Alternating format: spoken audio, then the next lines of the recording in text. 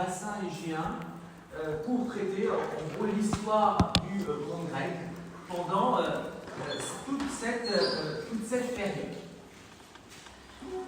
Pour tout ce qui concerne l'organisation du cours, son articulation avec les TD, l'évaluation, je vous renvoie à Moodle, donc sur l'espace de cours T11 HI. Sur Moodle, vous trouverez ce que j'appelle les règles du jeu, c'est-à-dire le fonctionnement du cours pendant tout ce semestre. Vous trouverez également tous les PowerPoint du cours, vous trouverez une bibliographie, vous trouverez aussi des documents où je vous ai un peu prémâché le travail. Il y a le plan du cours, il y a les documents qui sont expliqués pendant les TD, il y a aussi des définitions à connaître.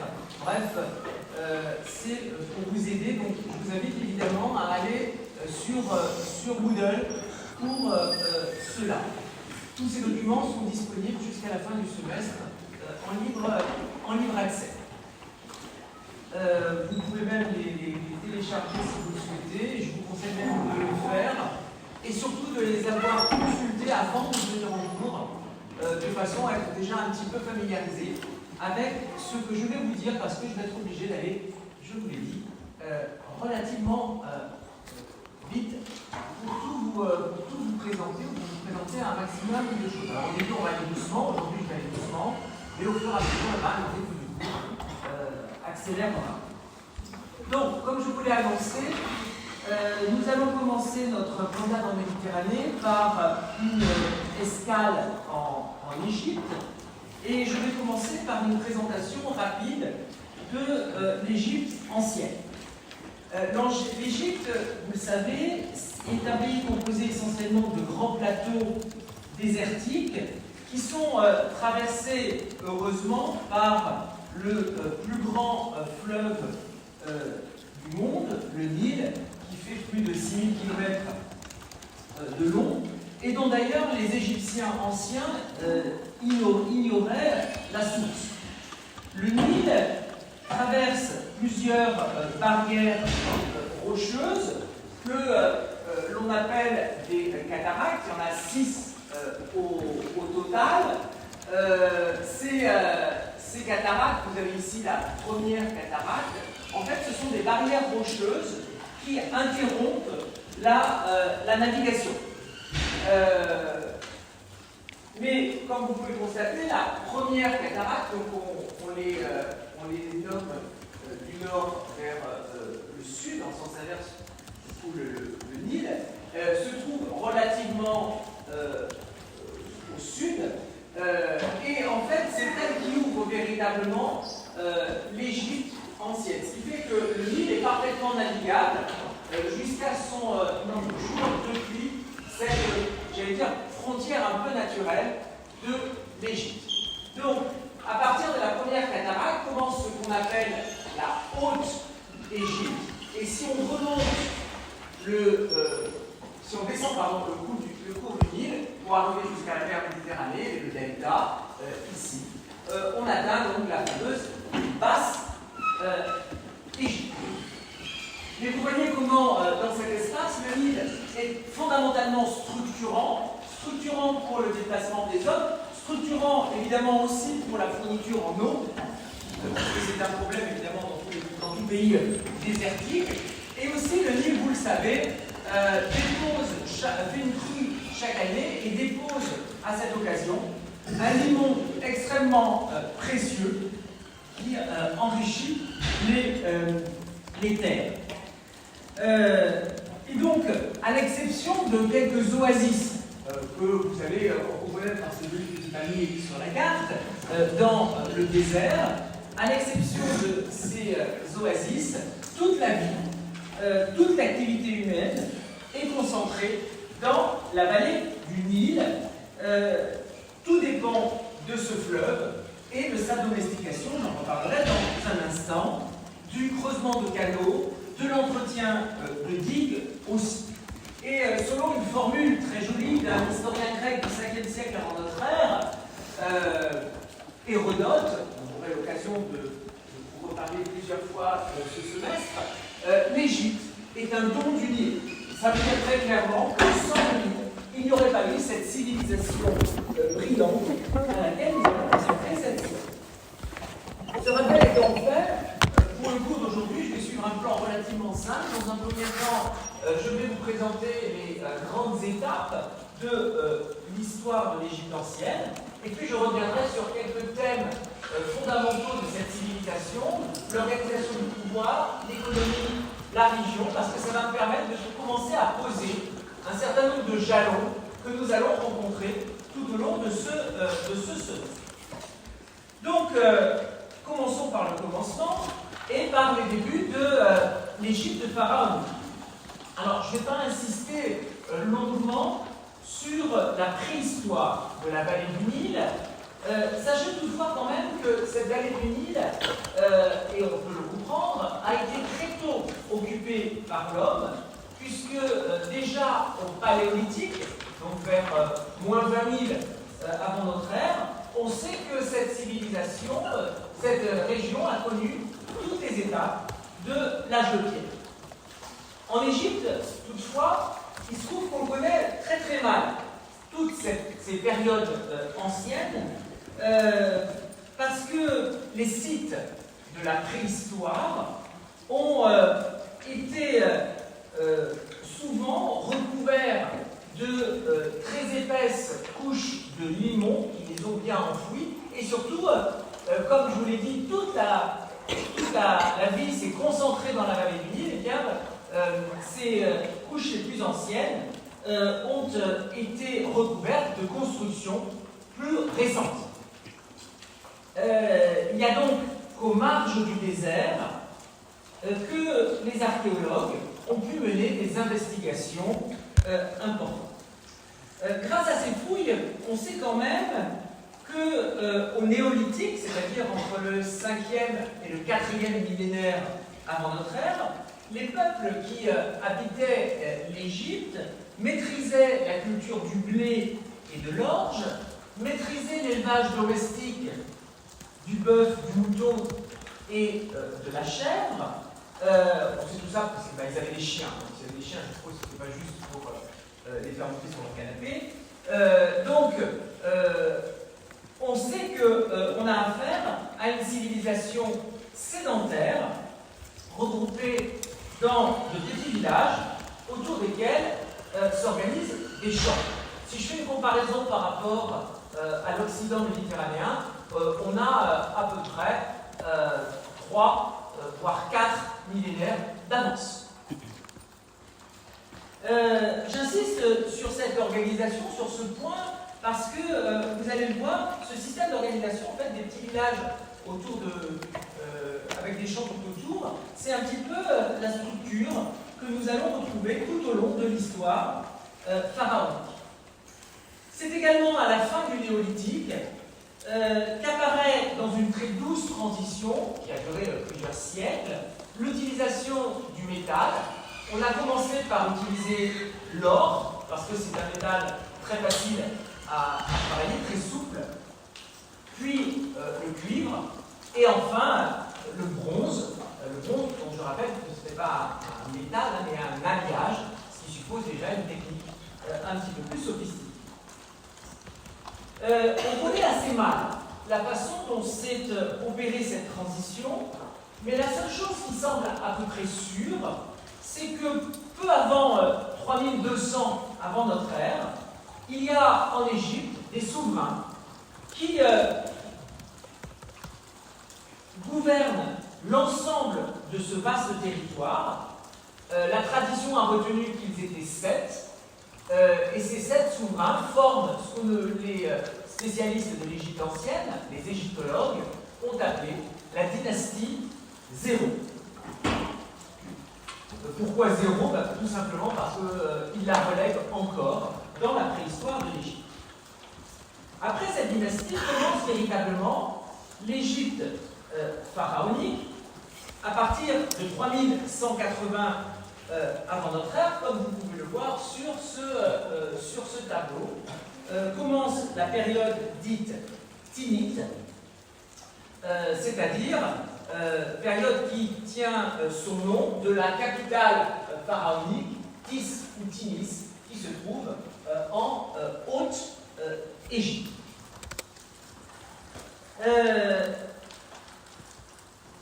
Et donc, à partir de ce moment-là, l'histoire de l'Égypte suit l'histoire des dynasties qui se sont succédées sur le trône de Pharaon. Il y en a eu 30 jusqu'au IVe siècle, c'est-à-dire le moment où l'Égypte est conquise par Alexandre le Grand. Les deux premières dynasties correspondent à la fameuse période tinite dont je viens de parler, donc entre 3180 et 2700 avant notre ère, ne nous ont en fait laissé que peu de traces, si ce n'est de superbes nécropoles à Saqqara. Saqqara, ça se trouve à la pointe du delta, ici à côté de Memphis. Mais il se trouve que pour la période tinite, les listes de souverains qui nous ont été légués par la tradition épigraphique, c'est-à-dire des inscriptions, et en particulier une pierre très célèbre qu'on appelle la pierre de Palerme, qui donne la liste du pharaon du début de l'histoire de l'Égypte jusqu'à Alexandre le Grand. On a aussi une autre source qui est un historien grec du début du IVe siècle, à la fin du IIIe, qui s'appelle Manéthon, qui lui aussi s'est amusé à collecter la liste des pharaons. Et manque de bol, pour cette période, les listes de Manéthon, les listes de la pierre de Palerme, et pire, les noms qui apparaissent sur les monuments ne sont pas les mêmes. Ça colle pas. Alors, si ça colle pas, qu'est-ce que ça veut dire? Ça veut dire tout simplement que les Égyptiens se sont inventés une histoire, une tradition pour leurs origines. Et donc, bien évidemment, ça ne sert à rien de faire de l'histoire événementielle pour cette période ancienne, puisqu'on ne sait même pas si les gens qui sont mentionnés ont existé ou pas. En revanche, dès cette période ancienne, on voit apparaître, on voit se dégager des caractéristiques fondamentales que l'on retrouve tout au long de l'histoire pharaonique. Et en premier lieu, l'unification du pays. Cette unification du pays, elle se confirme parce que on la voit par exemple sur les bas-reliefs, on voit Pharaon représenté comme portant une couronne, la couronne célèbre de Pharaon que vous avez représentée ici, ce qu'on appelle le pshkent. Le pshkent, c'est la réunion de la couronne blanche de la Haute-Égypte et la couronne rouge de la Basse-Égypte. Si vous réunissez les deux, vous obtenez cette fameuse couronne de Pharaon, cette espèce de bouteille de champagne dans un seau à champagne. Et le pshkent, c'est bien le symbole de cette unité de l'Égypte. Cette unité, elle est aussi symbolisée par la fondation d'une ville qui s'appelle Memphis, appelée aussi à jouer un très grand rôle. Memphis, je vous l'ai montré tout à l'heure, se trouve à la pointe du delta, à côté de Saqqara.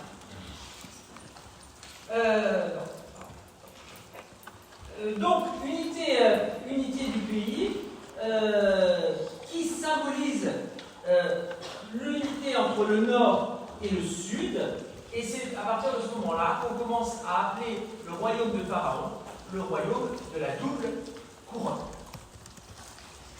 La deuxième caractéristique de cette période très ancienne, c'est le moment où précisément la puissance de l'Égypte, d'une manière générale dans la région, se manifeste.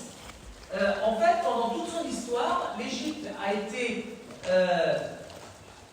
a dû faire face à des voisins pas très sympathiques, en tout cas toujours belliqueux. Les peuples libyens, donc à l'ouest, pardon, c'est des peuples qui vivent dans les marges dans le désert libyen qui sépare l'Égypte de la Libye d'aujourd'hui. Au sud, les Nubiens, ça correspond au sud de la deuxième, de la troisième cataracte à l'Éthiopie.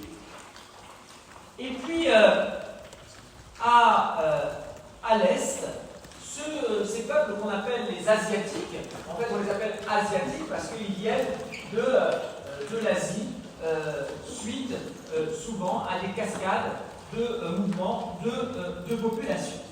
Et de fait, l'Égypte a toujours dû faire face à ces peuples très belliqueux, qui viennent surtout chercher dans la vallée du Nil ce qui manque tout autour, à savoir de l'eau.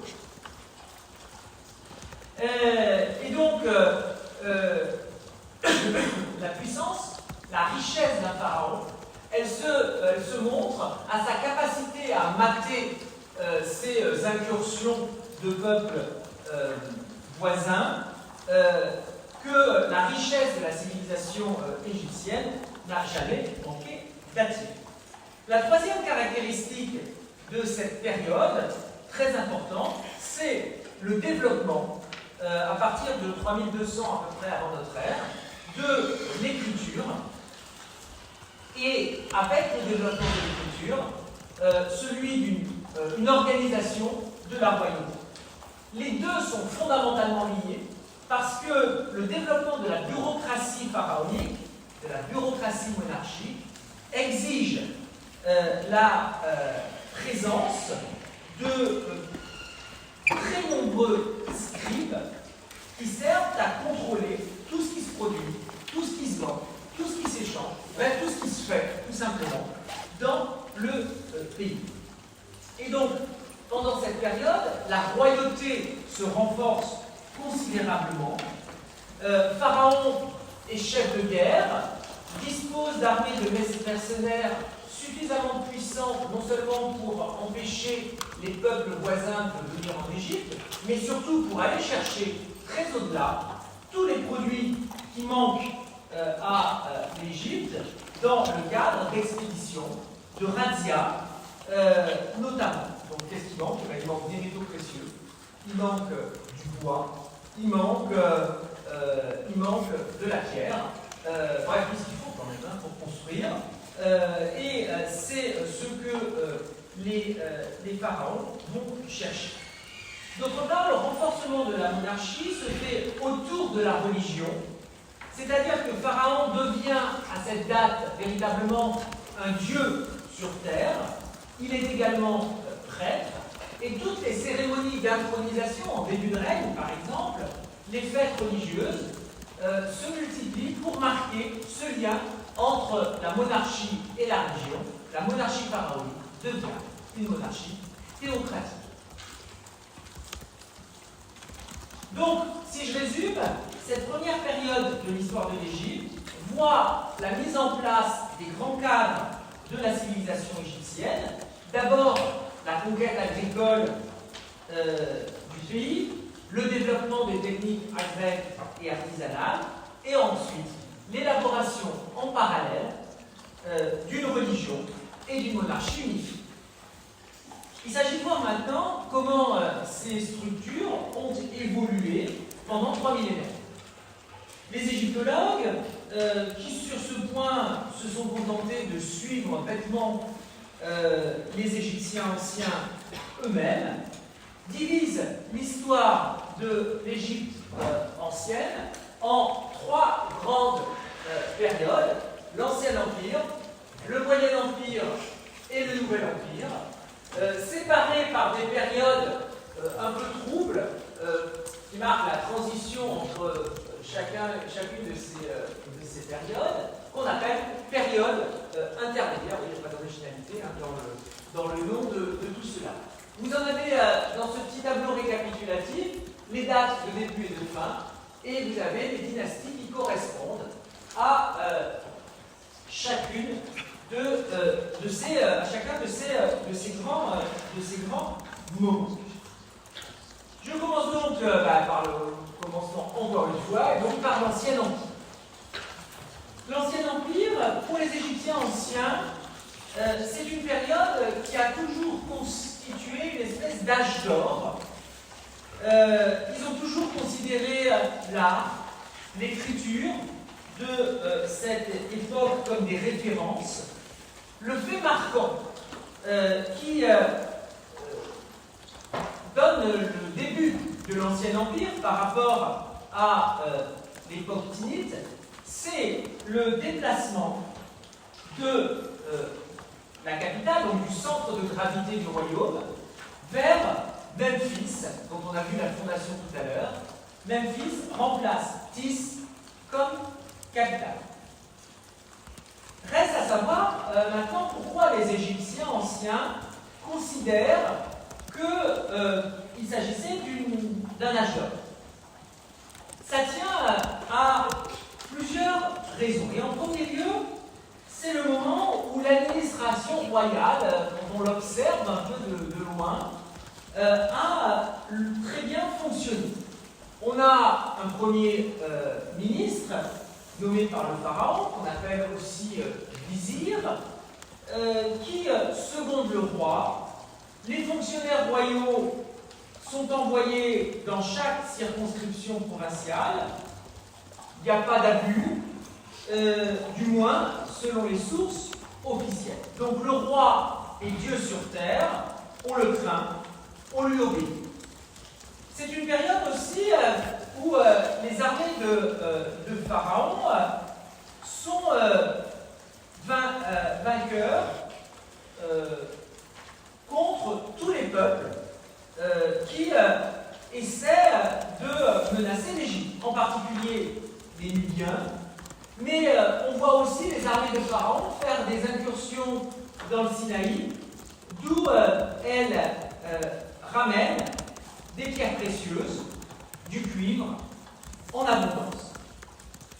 Enfin, peut-être une des raisons pour lesquelles on connaît le plus l'Ancien Empire, et c'est ce qui marque évidemment les esprits aujourd'hui encore, c'est que les pharaons, et notamment ceux de la 4e dynastie, sont de grands bâtisseurs. C'est l'époque, vous l'avez ici en illustration, des grandes pyramides de Gizeh, les fameuses pyramides de Khéops, Képhren et Mykérinos, mais il y en a beaucoup d'autres. Et donc, ils ont marqué, si vous voulez, dans l'espace, leur présence et leur puissance. Mais le plus drôle dans l'histoire, c'est qu'en fait, qu'à part ces pyramides, on ne sait absolument rien du tout sur ceux qui les ont eus comme dernière demeure. Après les pharaons de la 4e dynastie, ceux de la 5e dynastie ont aussi construit de nombreux temples, en particulier celui d'Amon-Ré, dont je reparlerai tout à l'heure. Et c'est le moment à partir duquel on voit dans la titulature des pharaons apparaître cette expression qui dit que Pharaon est fils de Ré, c'est-à-dire fils du dieu soleil. Se développe en parallèle une littérature historique qui chante les louanges de ces pharaons, et en plus, c'est une période sur le plan économique de très grande prospérité. Donc vous comprenez pourquoi cette période faste, que l'Égypte finalement n'a presque jamais retrouvée par la suite, est considérée comme un âge d'or. Cette période faste s'est terminée de manière extrêmement confuse. L'Égypte, on le voit dans les sources, est traversée de très importants troubles sociaux, vraisemblablement des révoltes de paysans. Ces troubles nous sont connus par des chroniques qui sont postérieures, pas trop par qui elles ont été écrites, mais ces chroniques montrent de véritables renversements de situation, des pauvres qui brutalement deviennent extrêmement riches, inversement des gens qui étaient très haut placés dans la hiérarchie qui sombrent complètement, au point que certains historiens ont même parlé de véritable révolution. En fait, on est sûr qu'il y a eu des troubles, il est en revanche beaucoup moins certain qu'ils aient été aussi importants qu'on l'a dit, car en fait, les textes qui nous racontent cette situation très confuse de la première période intermédiaire, ces textes ont été écrits par des gens au service de ceux qui ont rétabli l'ordre. Donc évidemment, quand vous rétablissez l'ordre, vous avez toujours tendance à exagérer un peu la situation auparavant, de façon à bien montrer l'importance du travail que vous avez fait. En revanche, il suffit qu'un pharaon soit un peu plus faible qu'un autre pour que toute la belle structure construite autour de cette monarchie centralisée, évidemment, s'effondre. Et puis, et c'est un point très intéressant, il y a une dernière raison qui a été invoquée pour expliquer la chute de l'Ancien Empire. Elle est d'ordre climatique, oui déjà. En effet, les climatologues, les historiens du climat, ont réussi à montrer que vers 2250 avant notre ère, le climat s'est brutalement asséché au Moyen-Orient. Et dans un pays où la maîtrise de l'eau est essentielle, il est bien évident que ça a provoqué de très graves conséquences. D'abord, toute une série de mauvaises récoltes, et donc de terribles famines. Ça a aussi incité les populations qui étaient installées dans les steppes à venir se réfugier là où il y a de l'eau, et donc dans la vallée du Nil. Et ces problèmes de cohabitation entre les populations installées dans la vallée du Nil et ceux qui arrivent ont entraîné des troubles de toute nature. Et donc vous voyez qu'il y a là une conjonction de facteurs défavorables qui font émerger une crise qui a duré plus d'un siècle et demi, et que très pudiquement les Égyptiens et les égyptologues à leur suite ont appelé la première période intermédiaire. Politiquement, elle se manifeste par des luttes entre gouverneurs de provinces, ce qu'on appelle les nomes, et cela a duré jusqu'à ce que véritablement un gouverneur de province l'emporte sur les autres et réussisse à imposer son autorité et à rétablir le trône de Pharaon.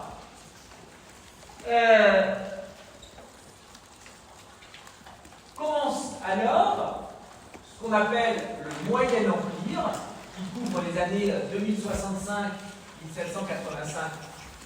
environ, on n'est pas à quelques années près. Et le Moyen Empire commence lorsque Mentuhotep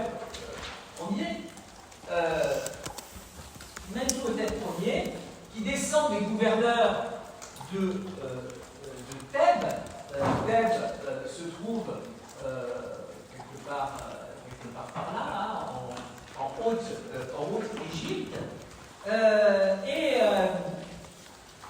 reprennent la situation. Il est un souverain de la 11e dynastie, et son travail, celui de ses successeurs, aussi ceux de la 12e dynastie, a consisté à restaurer l'autorité centrale, à limiter l'autonomie provinciale.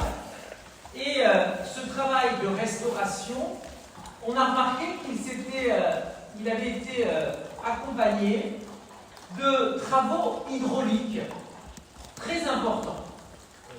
Creusement de canaux, renforcement de digues, ce qui nous conforte dans l'idée que la question de la maîtrise de l'eau et que la question climatique que j'évoquais tout à l'heure avait eu un rôle très important dans la crise qui avait précédé. Il a aussi procédé à de nouvelles conquêtes au détriment des Nubiens au sud. Donc vous voyez qu'il a étendu le pouvoir de l'Égypte sur le plan territorial. Il semble que les leçons du passé ont été retenues, c'est-à-dire que désormais les pharaons construisent des places fortes pour protéger les frontières, veillent directement à la nomination des hauts fonctionnaires, et pour éviter les intrigues de palais, ils commencent à associer leurs fils systématiquement, leurs fils aînés, au gouvernement. Ça facilite évidemment les successions. Cette pratique, elle commence avec le monsieur que vous avez là, Sésostris Ier, sous la 12e dynastie. Et donc, sous la 12e dynastie, et plus particulièrement sous Sésostris numéro 3, l'Égypte a connu une nouvelle période de prospérité qui s'appuie sur une puissance royale restaurée, sur des frontières consolidées, sur des réseaux d'échanges qui se sont développés. En fait, on a l'impression d'un retour à l'âge d'or, à une puissance, on a l'impression d'une puissance très forte du pouvoir pharaonique. En fait, il faut nuancer tout cela. Il se trouve que l'Égypte profite surtout d'une période où tous ses adversaires traditionnels, nubiens, asiatiques, libyens, traversent une crise interne importante, et donc l'Égypte en a profité. Et ce qui nous le montre, c'est qu'il a suffi que la situation intérieure de ses voisins de l'Égypte se rétablisse pour que, à nouveau, la prospérité de l'Égypte soit mise à mal. Et le Moyen Empire n'y a pas résisté. Donc en 1785 commence la deuxième période intermédiaire, qui est sans aucun doute la période la plus confuse, la plus troublée de l'histoire de l'Égypte ancienne. Elle se caractérise par un très grand nombre de rois, de dynasties, qui se succèdent sur le trône. Et ça, c'est une caractéristique, bien sûr, d'une période de crise. Certaines dynasties même gouvernent le pays en parallèle. Et donc, on a un sentiment d'instabilité qui est lié à plusieurs invasions qui viennent affronter l'Égypte, et surtout l'Égypte est occupée par des étrangers.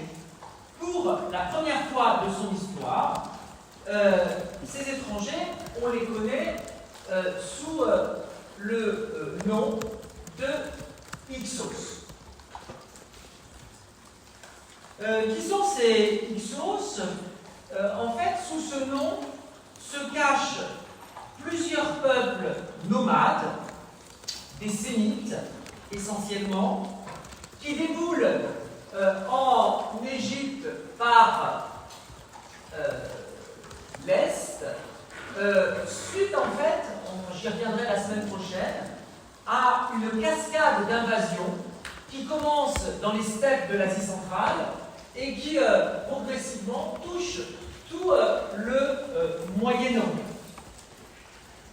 Ces Hyksos envahissent le delta où ils fondent une capitale, Avaris, vous avez son nom écrit ici, à partir de laquelle ils font régner une véritable terreur et ils finissent par contrôler la totalité de l'Égypte.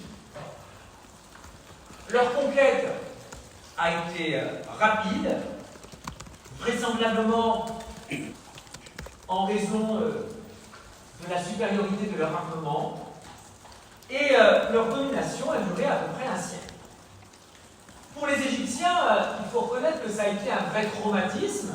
C'était la première fois qu'ils étaient envahis, au sens propre du terme, et occupés.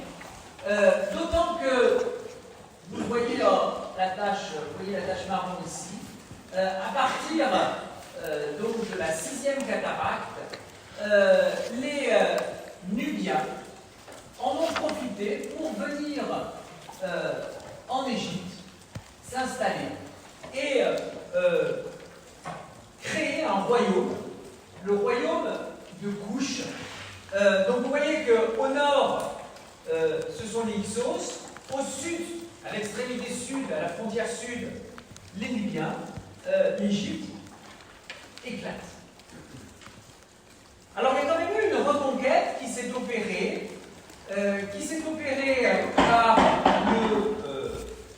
le sud, par les gouverneurs de Thèbes, qui ont été les principaux instigateurs de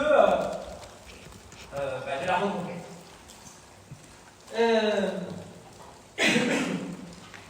On doit cette reconquête à une dynastie, la 17e,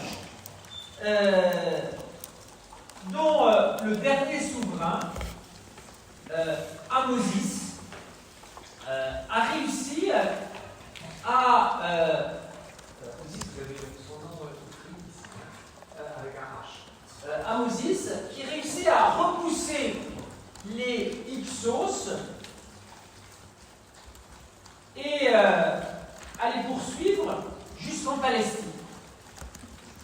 À son retour en Égypte, Ahmosis devient le fondateur de la 18e dynastie et commence alors la dernière grande période de l'Égypte pharaonique, qu'on appelle le Nouvel Empire, entre 1580 et 1078.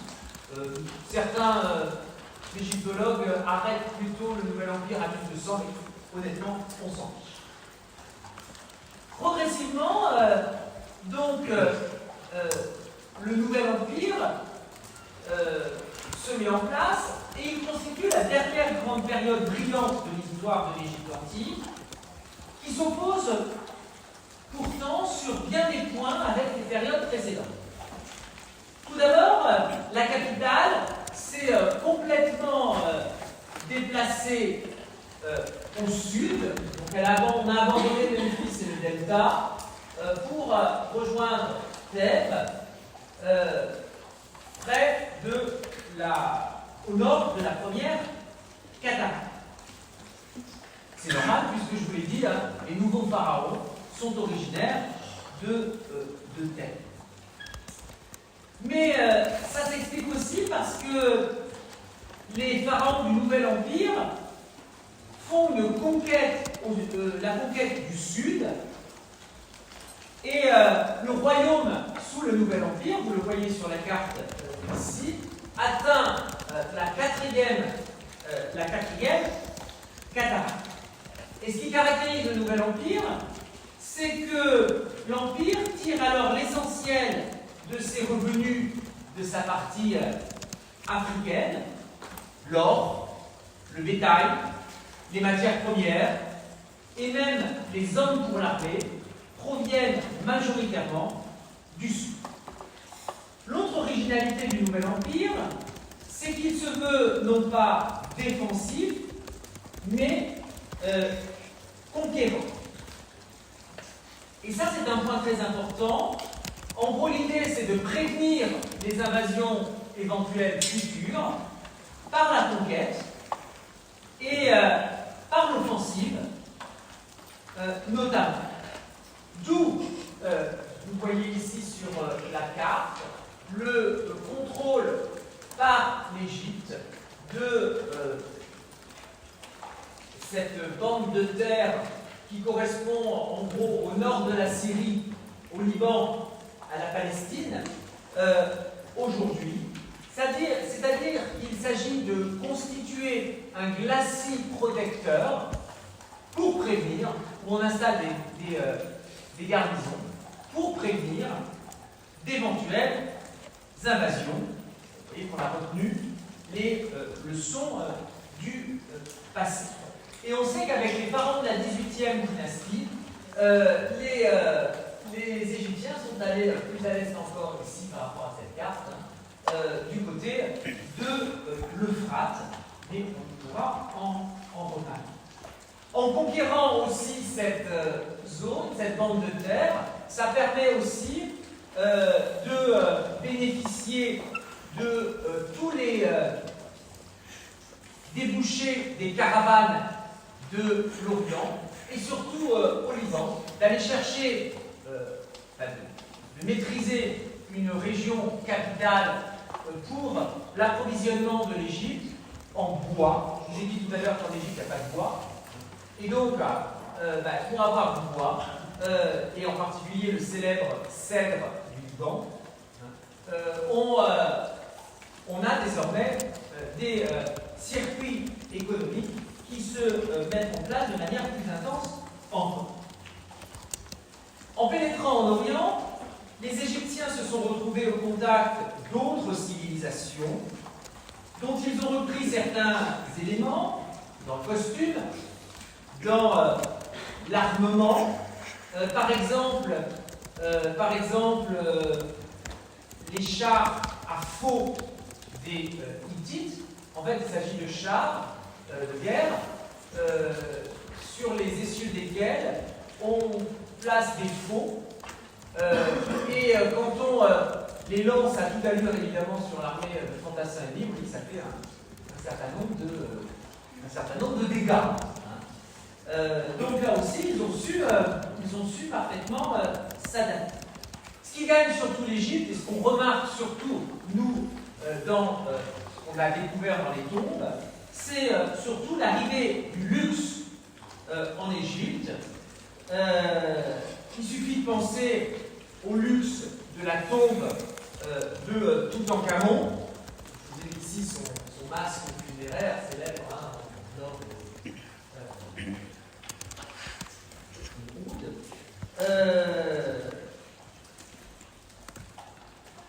donc, pour comprendre, si vous voulez, cette arrivée massive d'objets précieux et d'or en Égypte.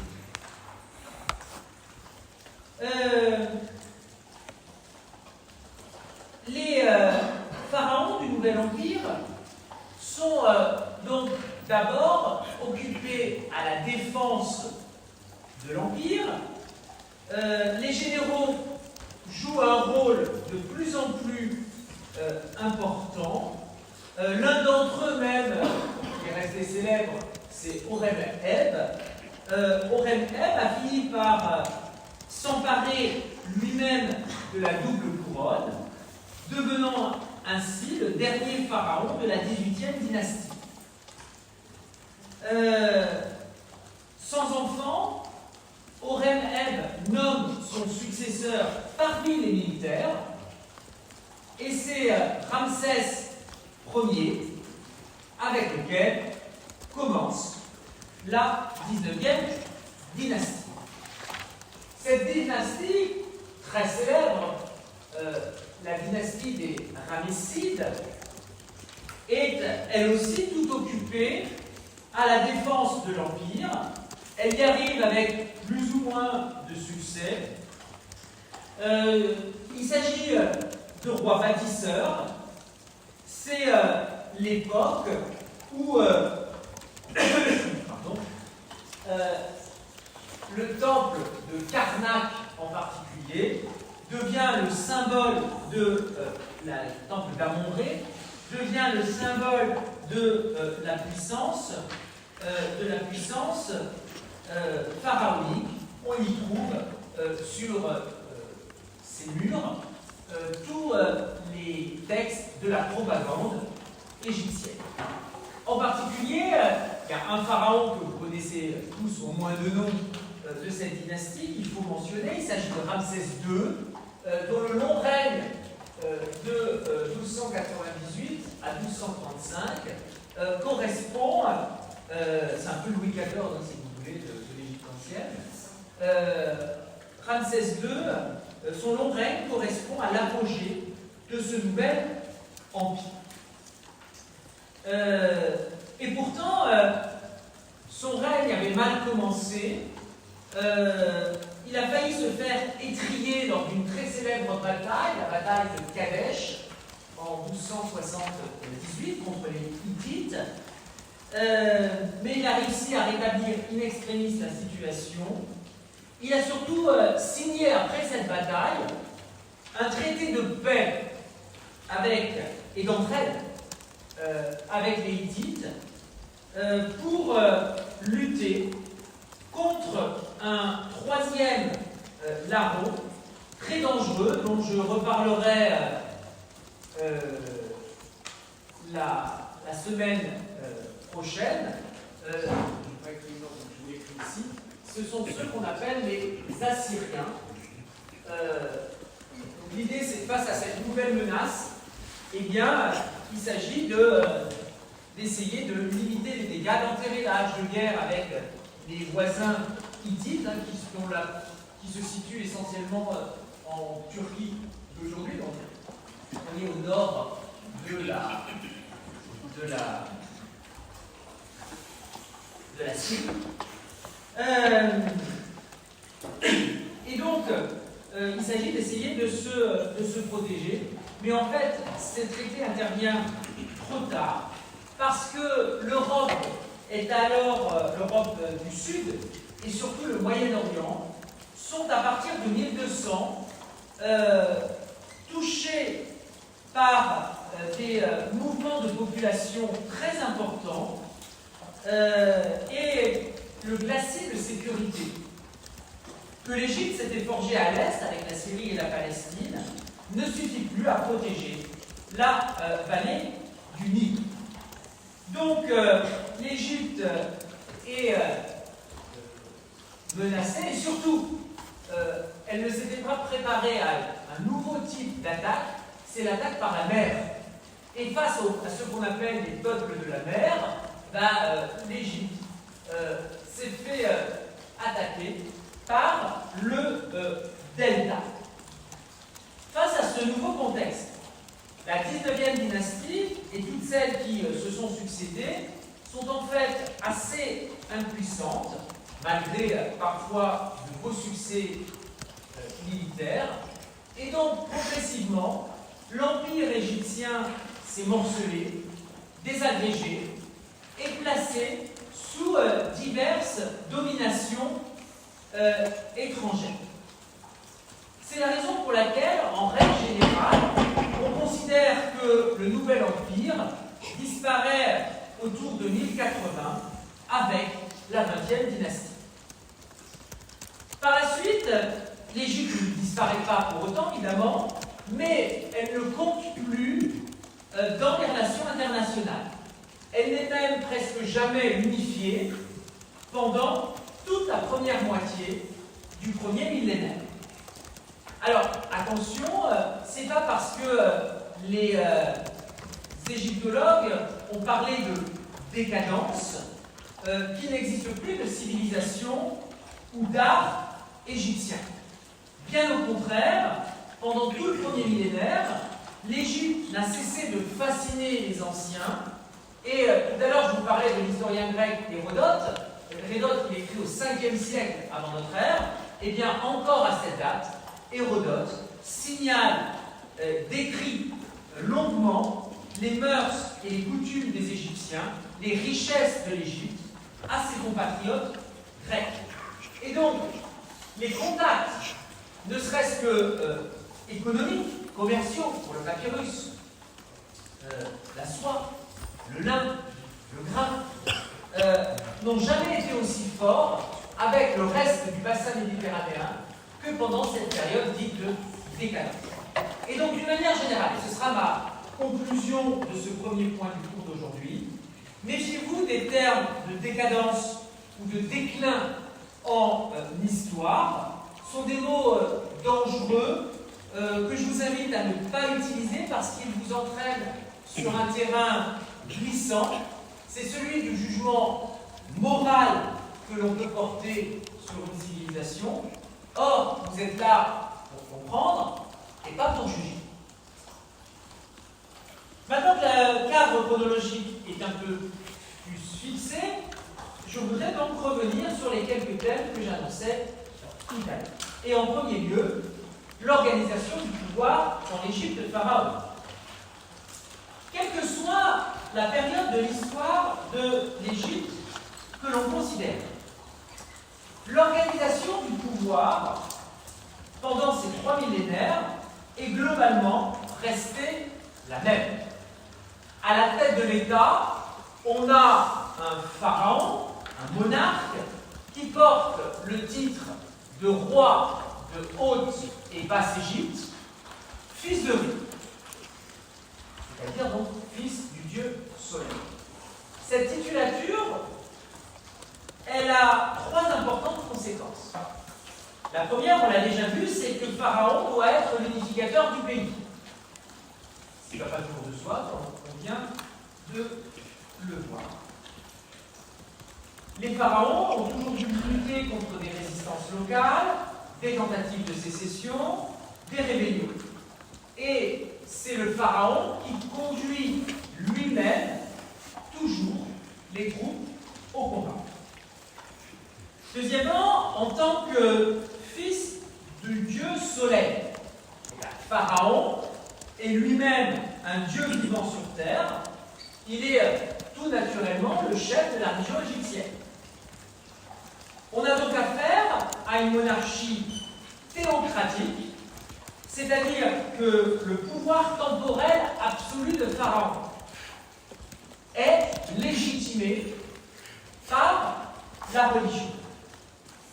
Retenez bien ce point parce que nous allons le retrouver dans toutes les civilisations que nous allons rencontrer ce semestre. D'une manière ou d'une autre, la religion sert à donner sa légitimité aux politiques, et quel que soit le régime. En Égypte, un exemple, c'est Pharaon qui intercède auprès de ses collègues, les dieux, pour faire tomber la pluie, pour réguler la crue du Nil. L'entourage de Pharaon est essentiellement composé de prêtres, au point qu'on a même accusé les souverains du Nouvel Empire d'être téléguidés par les prêtres d'Amon-Ré. La troisième conséquence de tout cela, c'est que Pharaon est un monarque absolu. Il est le seul recours en termes de justice, ses ordres s'appliquent dans tous les domaines, et en théorie, tout au moins, tout le pays, toutes les terres, tous les ateliers, lui appartiennent. C'est lui qui perçoit les taxes, les redevances, de toutes sortes. Autour du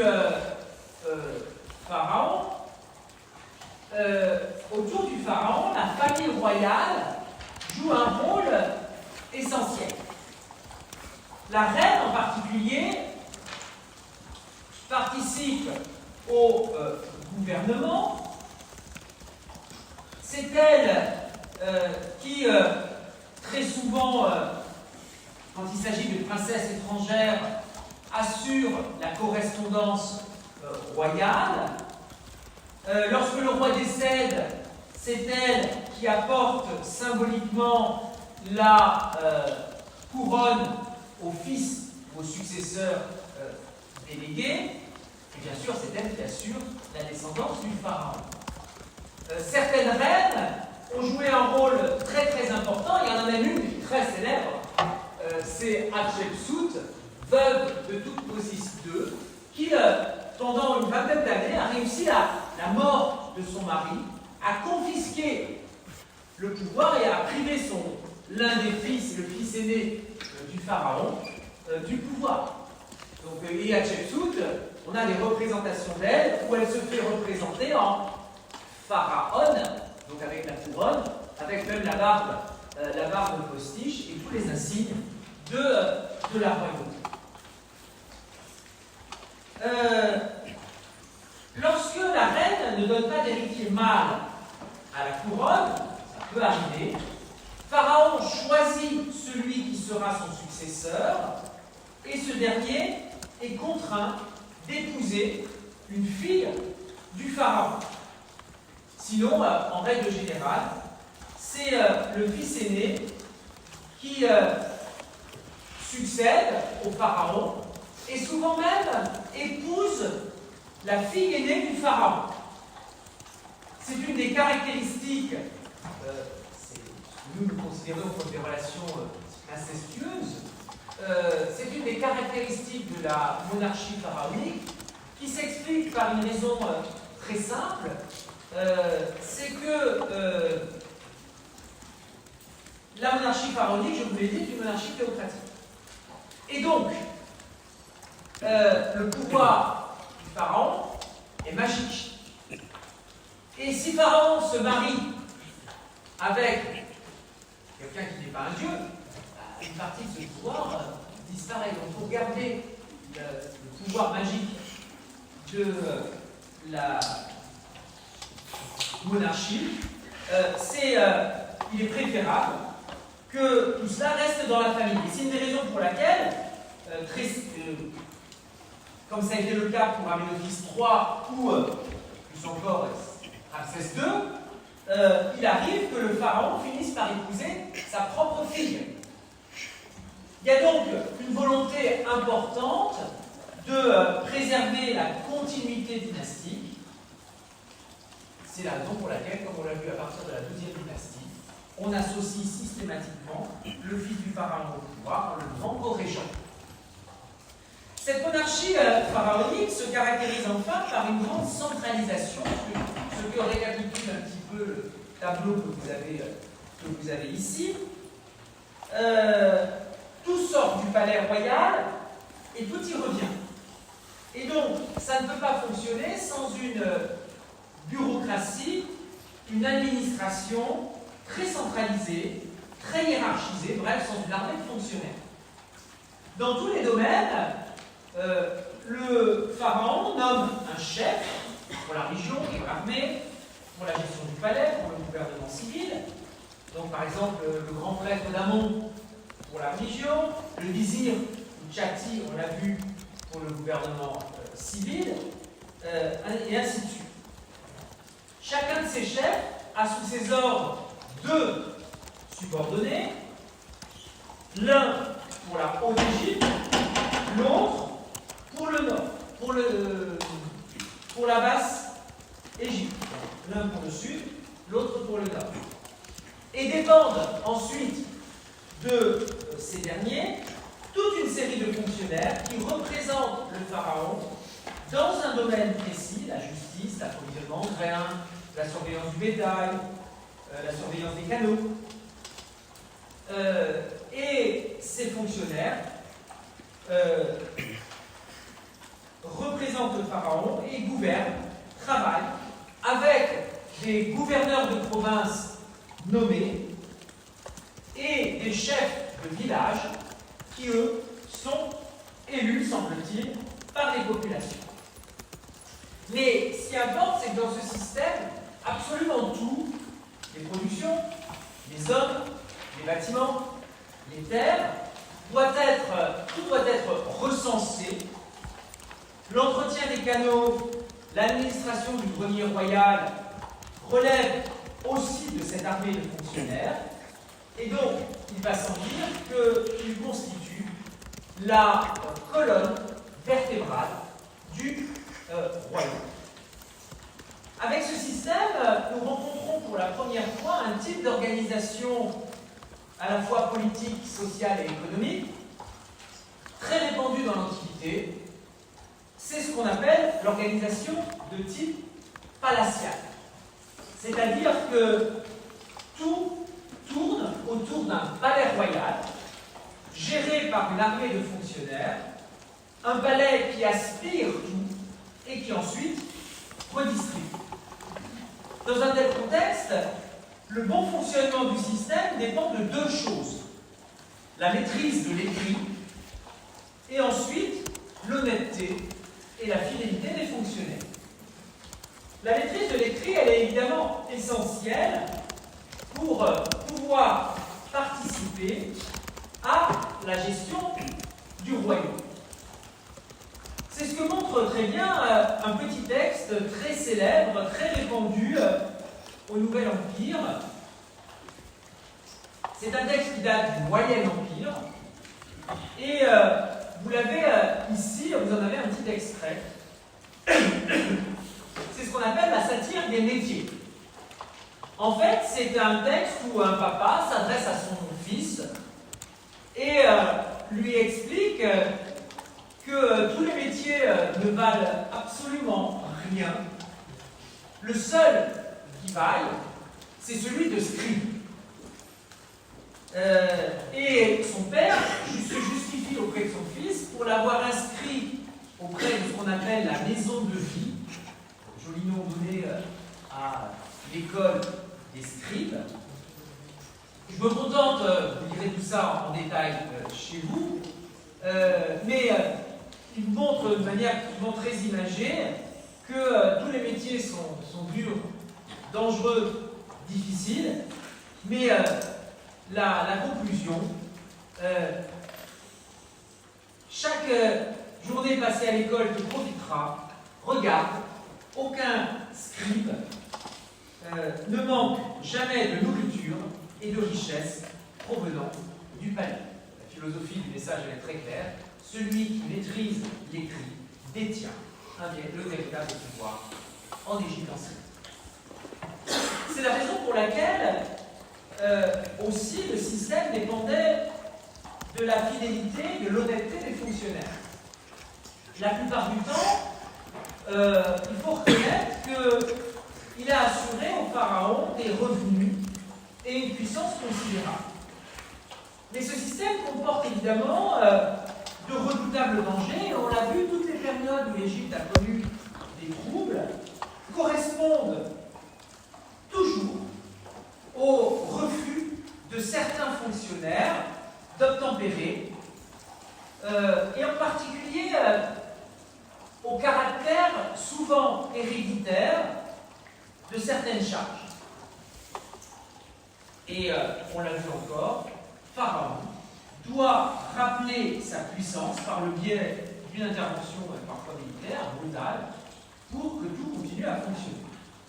Bref, vous voyez que le système que je vous ai décrit, c'est un système, une organisation politique et économique et sociale qui est très efficace la plupart du temps, mais qui reste fragile. Notez quand même qu'elle a fonctionné pendant 3 millénaires, ce qui est quand même pas mal. J'en viens maintenant au second thème que je vous annonçais, à savoir l'économie. Alors je vais être beaucoup plus rapide que pour l'organisation du pouvoir, parce que vous verrez, on va retrouver un certain nombre de points que j'ai déjà évoqués. La première caractéristique de cette économie, c'est qu'elle repose, et ça vous vous en doutez un peu, essentiellement sur l'agriculture. Je l'ai dit, la crue du Nil est la source de toute richesse, et bien sûr de toute richesse agricole, en Égypte. comme vous pouvez le voir sur le document qui est à votre gauche,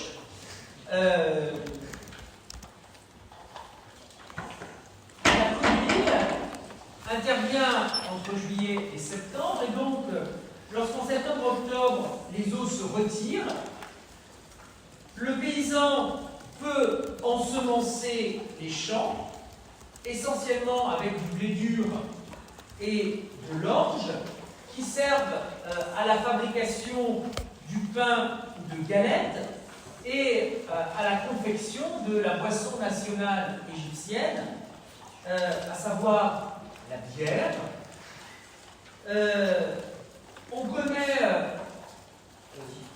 l'Égypte est peut-être le seul pays méditerranéen de la Méditerranée antique où la culture de la vigne n'est pas répandue, mais vous comprenez pourquoi le climat ne s'y prête guère. On connaît d'autres céréales que le blé et l'orge, mais elles sont beaucoup moins répandues. L'autre grande culture, c'est la culture du lin, qui sert pour la confection des vêtements et pas seulement des bandelettes qui servent à envelopper les momies. Près du fleuve,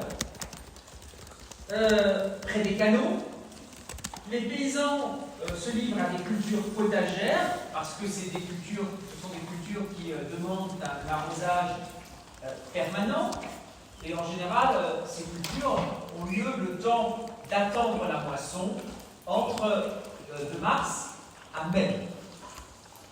En mai-juin, le paysan arrête de travailler la terre. Il est donc disponible à partir de juillet pour les corvées que lui impose le pouvoir. Lorsqu'on attend la crue, c'est le moment où on entretient les digues et les canaux. Pendant la crue, c'est l'époque de la construction des grands monuments royaux, les pyramides, les temples, bien sûr. À côté de cette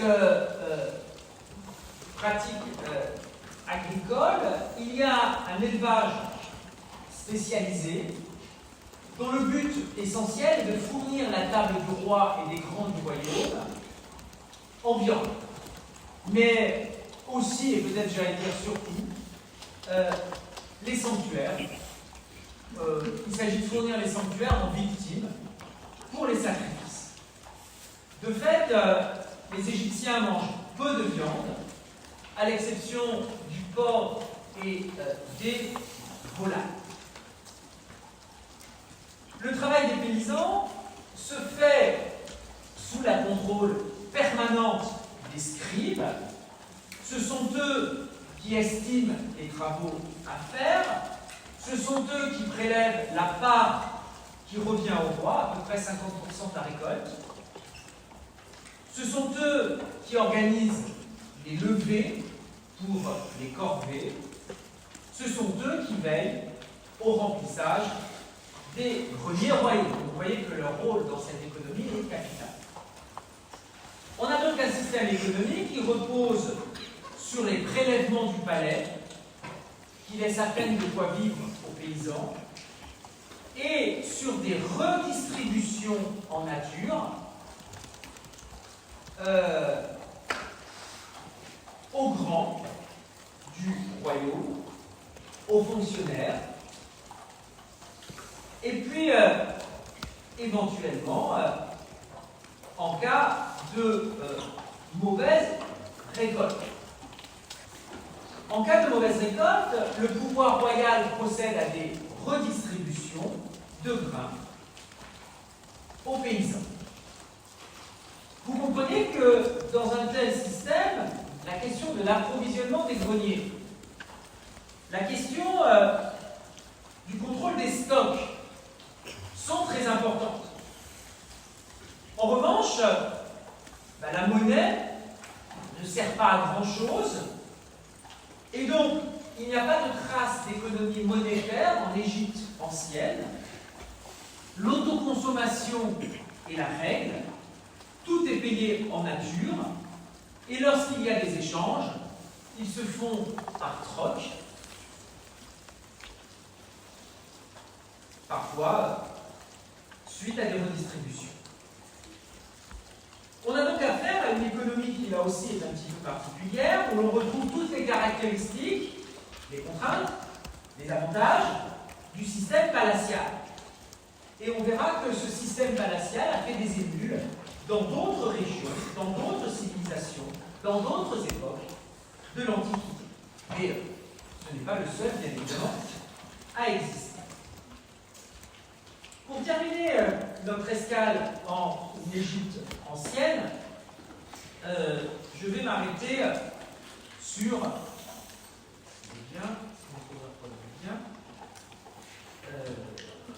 un des aspects les plus fascinants de l'Égypte ancienne, à savoir la religion.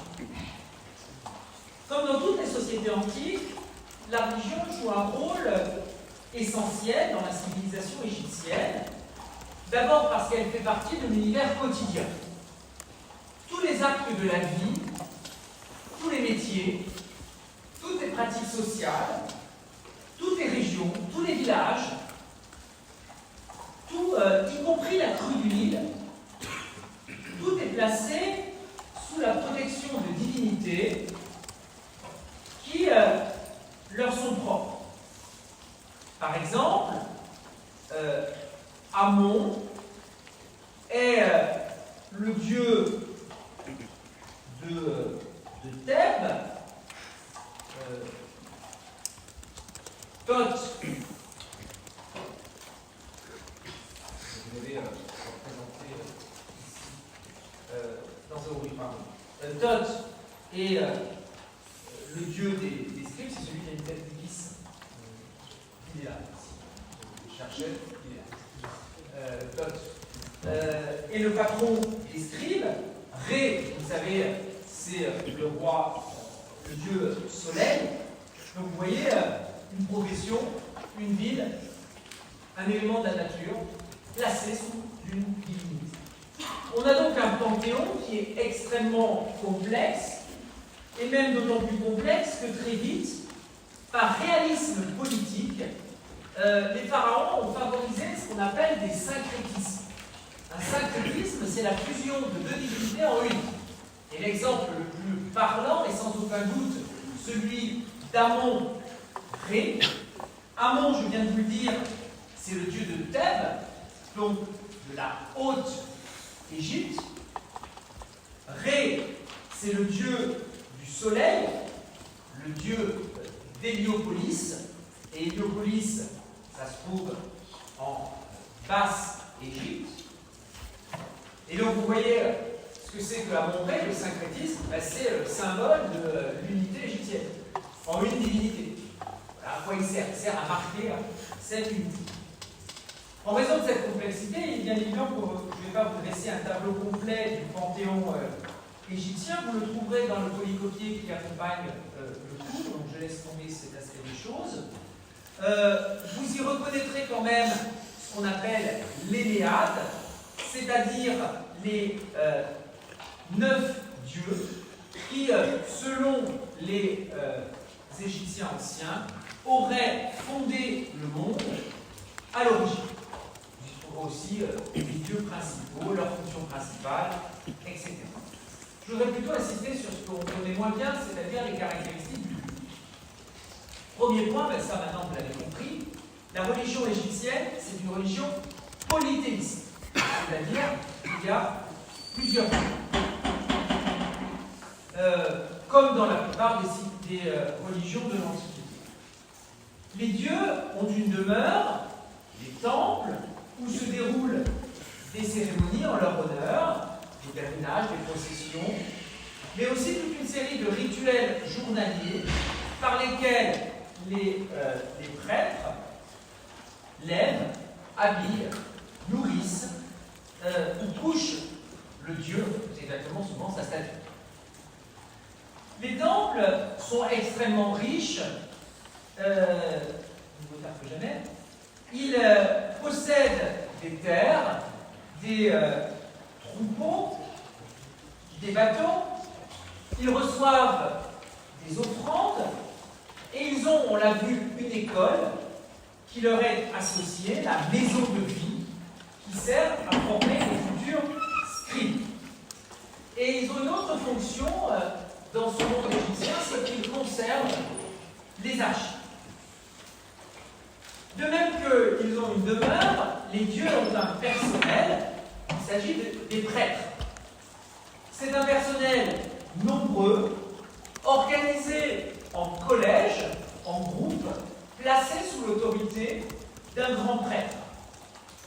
Le prêtre n'est toutefois pas un dieu, bien évidemment, il gère le domaine du Dieu, il s'occupe du maintien de la tradition religieuse, mais en Égypte, il ne se contente pas de cela, il participe directement au gouvernement du pays, de la province, du village. La troisième caractéristique de la religion, le deuxième point de la deuxième caractéristique de cette religion, c'est une religion anthropomorphique ou zoomorphique. C'est-à-dire qu'elle représente les dieux sous la forme d'hommes, d'animaux, ou plus encore, d'hommes à tête d'animaux. Horus, que vous avez à gauche, est représenté avec une tête de faucon. Anubis, avec une tête de chacal. D'autres, on l'a vu, avec une tête d'ibis. Et ainsi de suite. Ça distingue évidemment cette religion des grandes religions monothéistes contemporaines qui ne représentent jamais les dieux. Bien évidemment. Troisième caractéristique, c'est une religion de rite. Ce qui compte, c'est non pas la croyance dans un dogme, c'est l'accomplissement d'un certain nombre de gestes conformément à la tradition religieuse. C'est ça ce qu'on appelle des rites. Ces rites sont donc notamment le sacrifice, la prière, la possession. Cette religion donc se distingue là encore des grandes religions monothéistes, qui ne sont pas des religions de rite, mais des religions de dogme. C'est pour ça qu'on les appelle des religions du livre. Je m'explique.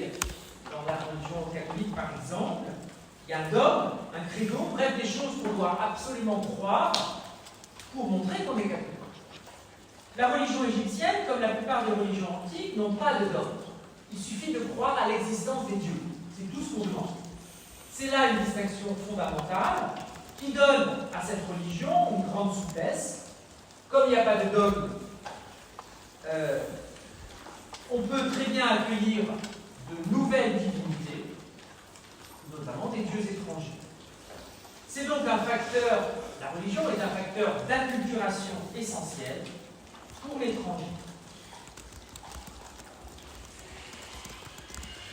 Ce sont donc des religions qui sont fondamentalement tolérantes, puisque à partir du moment où on ne va pas contrôler les rituels, vous pouvez faire, vous pouvez croire tout ce que vous voulez. Et même rester chez vous d'ailleurs, si vous le souhaitez. Il y a eu toutefois une volonté de réforme très importante, suffisamment importante pour que je vous en dise deux mots, qui est intervenue sous le Nouvel Empire, de la part d'Amenophis IV, sous la 18e dynastie. Amenophis IV, sans doute conseillé par son épouse, la célèbre Néfertiti, a décidé d'en finir avec la puissance des prêtres d'Amon. Il a interdit et fermé le culte des temples, dispersé les prêtres des dieux, et en revanche, il a créé un dieu nouveau, unique, Aton, le disque solaire, et imposé son culte. Bref, c'est une première tentative de monothéisme. Même les modalités du culte sont nouvelles, puisqu'il n'y a plus besoin de temps pour qu'on honore le soleil. On peut l'honorer en plein air. Le pharaon est allé jusqu'à changer son nom. Il s'est fait appeler Akhenaton. Et il a changé de capitale, fondé une ville nouvelle qui s'appelle Amarna. Il a changé tout le personnel qui l'entourait. Bon, ça a été une véritable révolution qui a choqué à la fois les traditions politiques et religieuses de l'Égypte. Ça a choqué d'autant plus que pendant ce temps, les adversaires traditionnels de l'Égypte en ont profité pour envahir l'Égypte. S'en étant suivi une désorganisation totale, puisque la colonne vertébrale, si vous voulez, de l'Égypte pharaonique avait été brisée. Et donc, à la mort d'Akhenaton, son successeur, le mari de sa seconde fille, s'est empressé de retourner à Thèbes, de changer de nom et de s'appuyer à nouveau sur le clergé d'Amon. Bref, le culte a été restauré. Donc c'est une belle parenthèse, mais qui est assez intéressante. Le dernier point sur lequel vous connaissez déjà très bien la religion égyptienne, ce sont les rituels funéraires. C'est un point important de cette religion, mais c'est un point bien connu, je vais donc pouvoir aller très vite. Vous savez que les Égyptiens considèrent que la mort ne n'est pas un terme à la vie, mais qu'elle est le passage vers une autre forme de vie. Et cette croyance en l'immortalité date en fait des premiers pharaons, des constructeurs des fameuses pyramides. À cette époque, on pensait que seuls les pharaons, puisque eux-mêmes dieux, pouvaient survivre au-delà de leur mort physique.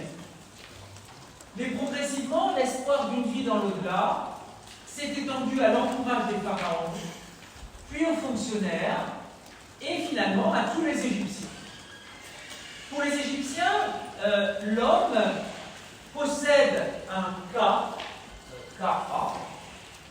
c'est-à-dire une sorte d'énergie vitale qui survit au-delà de la mort, à la condition expresse que le corps ne tombe pas en poussière. C'est la raison pour laquelle la famille du défunt remet son corps à des professionnels, des embaumeurs, qui traitent ce corps avec des onguents et des aromates, de façon à le dessécher. Et pour cela, on utilise des natrons, c'est-à-dire un mélange de produits déshydratants, dont le sel. On enveloppe ensuite le corps dans de fines bandelettes de lin et on place la momie dans un sarcophage. Et le corps est prêt pour sa nouvelle vie.